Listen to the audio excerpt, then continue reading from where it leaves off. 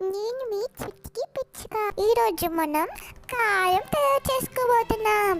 ఈ కారం కావాల్సినవి వీడియోలో చూపిస్తున్నవన్నీ వేసుకోండి. ఇక క్వాంటిటీతో నీట్గా కావాలి అంటే మెసేజ్ చేయండి, పట్టి వీడియో చేస్తాను గాయస్. సరేనా? ఇది మన కారం రెసిపీ.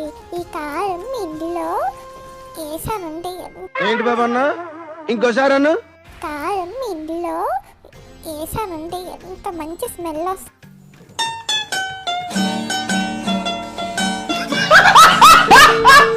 అసలు కర్రీస్ చాలా బాగుంటాయి గాయస్. మీరు ఇంట్లో తయారు చేయండి.